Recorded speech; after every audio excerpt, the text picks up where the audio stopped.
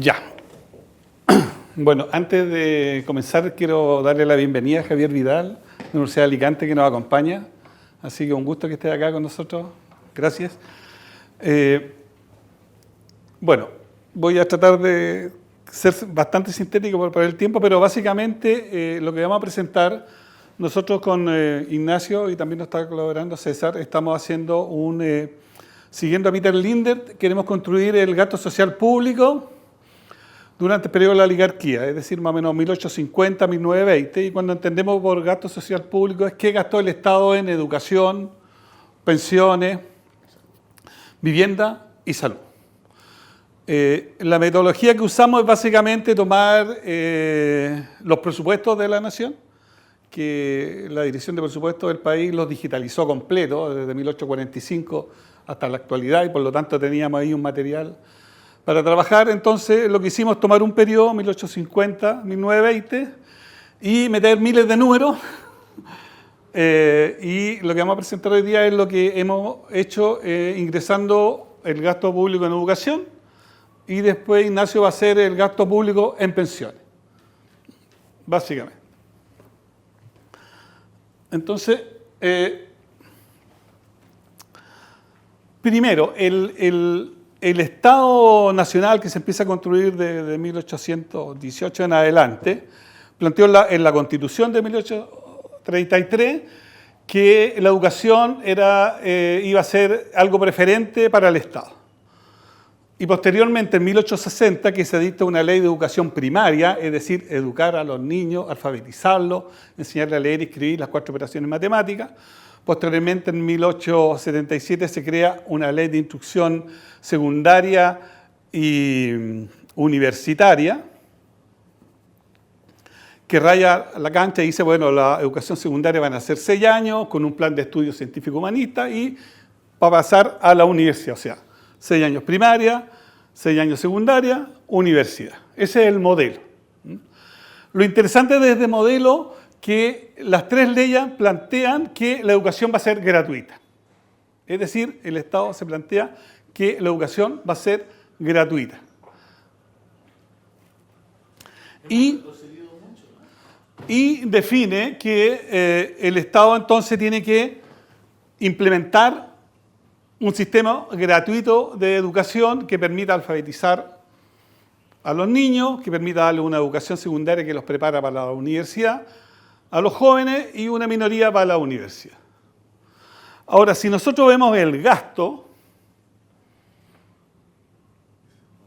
acá tenemos el porcentaje de la educación sobre el gasto fiscal del total del presupuesto nacional, y acá tenemos el gasto en pesos de 1990 deflactado.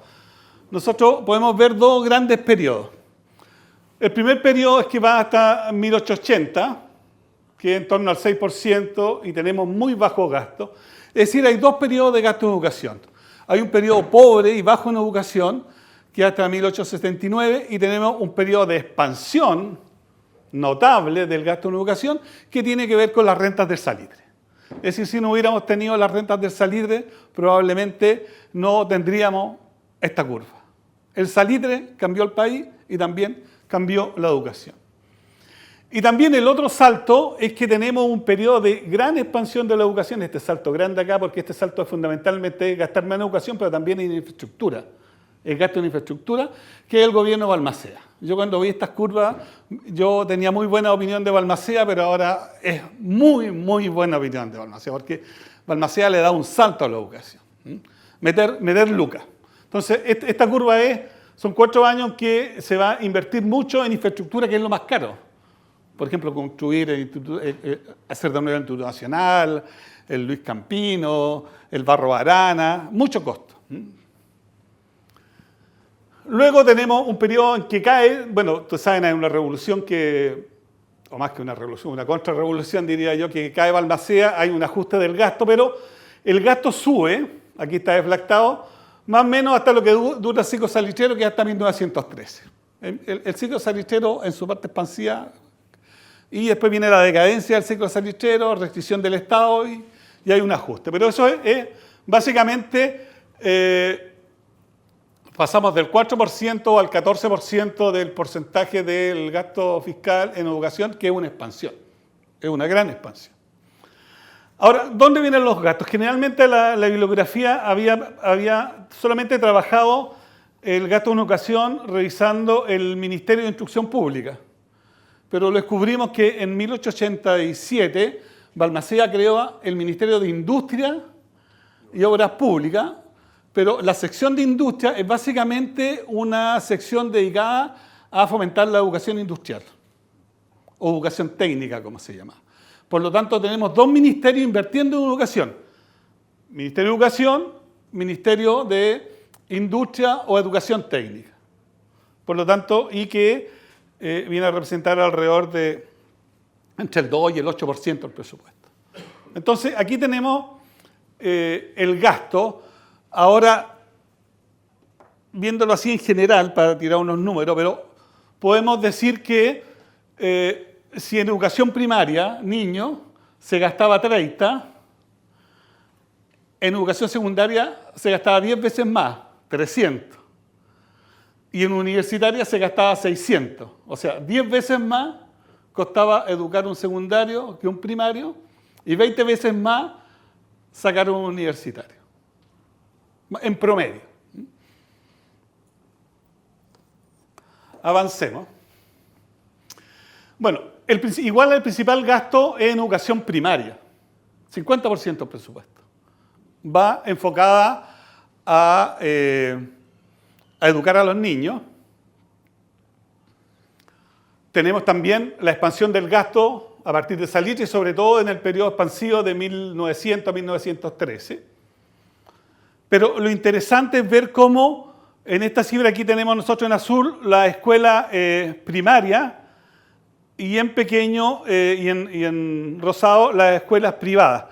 Ahora, la Constitución y las leyes de educación decretaron la libertad de enseñanza. O sea, cualquier privado podía poner un colegio, educar, no había problema, una congregación religiosa y todo. Pero lo que vemos es que el Estado es el que se está llevando la inversión y la expansión del sistema educacional, porque lo azul es todo estatal.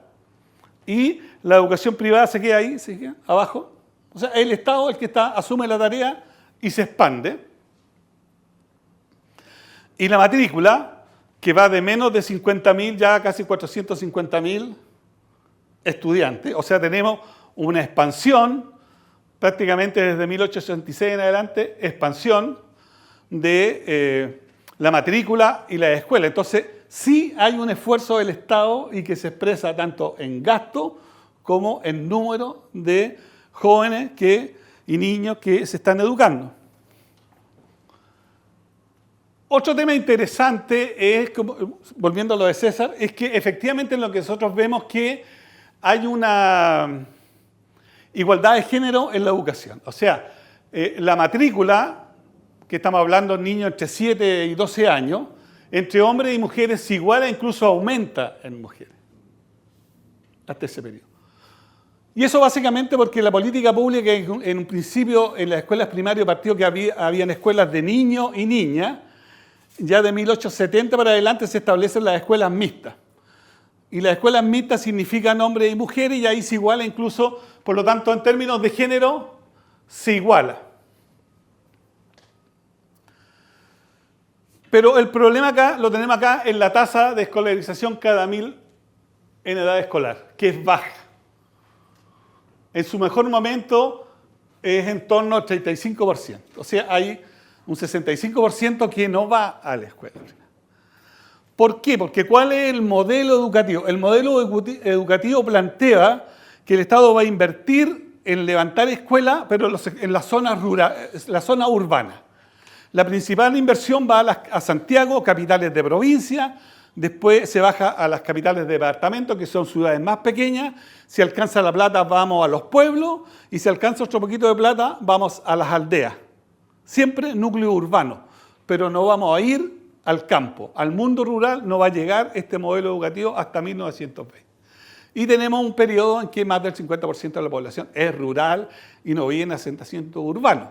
Por lo tanto, el modelo educativo va a donde está lo urbano. Y por lo tanto, Hasta 1920 el 60% de la población no tenía acceso a una escuelita, o no iba. El otro problema es que en la tasa de asistencia, si bien se pone una escuela, van niños, la tasa de asistencia es baja, en torno al 50-60%. O sea, de 10 niños, 4 dejaban de asistir al colegio. Por eso que detectando este problema, a partir más o menos de 1880, empiezan los educadores, intelectuales, a presionar para que salga una ley de instrucción primaria obligatoria. Es decir, se obligue a los niños a ir al colegio. No sea voluntario, ley de instrucción. Pero esta ley recién se viene a legislar en 1920. Estuvo, como es en Chile, 10 años la ley en el Congreso, pero no se instaló. Esto es lo que pregunta, la tasa de analfabetismo baja, va bajando. O sea, este esfuerzo del Estado de construir un sistema, y sobre todo muy expansivo, da su fruto. La tasa baja, del 90% de analfabetismo en torno al 30%. Otro problema, pero no voy a ir, pero en el fondo el Estado crece expansivamente arrendando escuelas. O sea, el Estado no construye escuelas, arrienda una casita e instala un profesor. Todo es arrendado, porque es más fácil y de menor costo. Lo mismo los profesores. En el fondo, hacia 1920, de 8.000 profesores, pasamos de 2.000 a 8.000 profesores, de esos 8.000 profesores, la mitad tiene formación de profesores en escuelas normales o en el pedagógico, pero otro 50% es una persona que sabe leer y escribir, o un estudiante que terminó la secundaria en que le dicen usted ahora hágase cargo de esta escuelita rural. O sea, la formación de profesores especializados es baja, 50%, el otro 50% es improvisado, se llamaban profesores interinos. ¿Usted sabe leer y escribir, sabe operaciones matemáticas, quiere irse a esta escuela? Profesor. Así opera el sistema. Voy a ir rápido para poder al otro segmento. Educación media. Los liceos fiscales. En torno al 25% del gasto, tenemos los saltos, vamos acá. Uno de los grandes errores de la política vocacional del Estado es que cuando se define el programa de estudio de educación media, hay un gran debate entre Antonio Vara, que era un político, y un polaco, que era como los sabios chilenos que llegaron a educarnos, Antonio Domeyko, en que Domeyko dice el plan de estudio de la secundaria debe ser científico-humanista. Científico-humanista. Prepararlos para la universidad.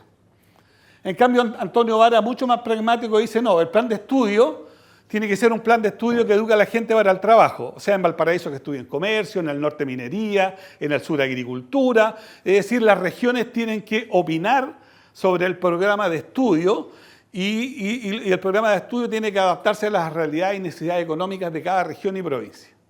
Bueno, esa tesis, que para mí era la más interesante, fracasa y se impone el modelo científico-humanista.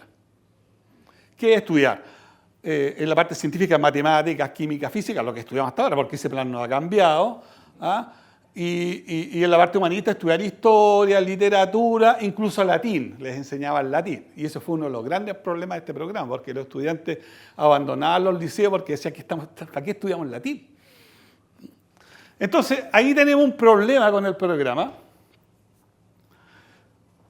Segundo, hay una expansión de la matrícula, la vamos a ver, pero lo interesante es que hasta 1890, aquí nuevamente aparece Balmaceda, no hay liceos públicos femeninos, no hay liceos públicos. Hay liceos particulares de congregaciones religiosas, particulares, pero no hay, el Estado no educa a la mujer en la educación media, hasta que Balmaceda dice, démosles con los liceos femeninos. Ya hay una expansión enorme entre 1890 y 1920 hasta que se igualan y lo superan. Esta expansión se produce porque el Estado no construye liceo femenino, sino que arrienda un local, ¿no es cierto?, y lo instala, porque esa es la velocidad. Si nos hubiéramos puesto a construir, habría sido más lento. Y la matrícula también aumenta. Las mujeres van avanzando, si se fijan, casi igualando a los hombres, en la matrícula. Voy a ir rápido. Pero aún así el acceso, la matrícula del liceo masculino cada 1000 entre 10 y 20 años, en su mejor momento nos llega al 30%. O sea, hay un 70% de los jóvenes que debieran tener entre 12 y 18 años que no va a ir al liceo. ¿Por qué no va al liceo? Porque la gratuidad aquí se diluye. ¿Por qué se diluye? Porque los liceos habían de primera y segunda categoría. Los de primera categoría hacían los 6 años de humanidades y estaban en las capitales de provincia. Pero la otra mitad, que eran liceos de segunda categoría, solamente educaban 3 años. 3 años. Y si este quería terminar, tenía que ir al de primera, que estaba en la capital de provincia. Ahora, para todos estos liceos funcionaban con internado. Y en el internado había que pagarlo. Entonces ahí se acaba la gratuidad. Porque tú tienes que... El Instituto Nacional es gratis, pero tienes que estar internado, y el internado lo paga ¿quién? La familia. Y ahí se acaba la gratuidad. El Estado daba algunas becas para el internado. Entonces, en la educación media, la gratuidad desaparece por el modelo. Es gratis la matrícula, la educación, pero la alimentación y el alojamiento del internado hay que pagarlo. Y ahí se diluye. ¿Por qué pongo esto? Porque a pesar de que la educación femenina en los liceos fiscales parte en 1890, sí existía una educación femenina privada. Y aquí tenemos todos estos colegios privados de educadoras que crearon la más importante, Isabel de Brun, y esta señora, Antonia Tarrago. En 1877, la señora Tarrago, que sus hijas habían terminado la educación media, dijo, bueno, ¿por qué mis hijas y mis alumnas no pueden ingresar a la universidad? ¿Por qué no pueden dar exámenes para ingresar a la universidad? Y dijo, viendo la Constitución no lo prohíbe, la tradición sí. Entonces ella se presentó ante el ministro de Educación y le exigió que sus alumnas rindieran los exámenes para ingresar a la universidad.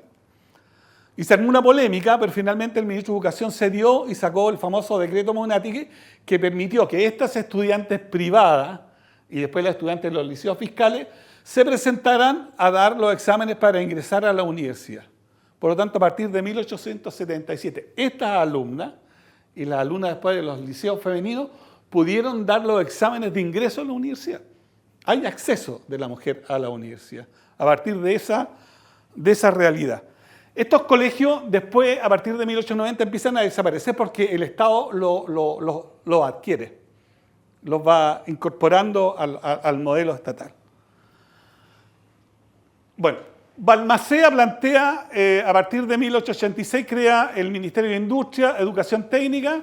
Entonces se produce la formación de institutos, escuelas de minería, institutos comerciales que estudien comercio, contabilidad, etcétera, artes y oficios, escuelas industriales. Pero la más interesante y la más exitosa fueron las escuelas profesionales de niñas, 30 escuelas. Todo este modelo sigue el mismo modelo. Esto es capitales de provincia, capitales departamentales, o sea, mundo urbano, ciudades principales. Aquí se instala. La matrícula más importante es las escuelas profesionales de niñas. Aquí en el fondo la idea es crear obreros especializados para la industria que está surgiendo, básicamente. Mecánicos, torneros, carpinteros, las niñas vestuarios para ir a las fábricas textiles, fábricas de sombreros, etc. Pero hay una educación técnica importante que ya se desarrolla.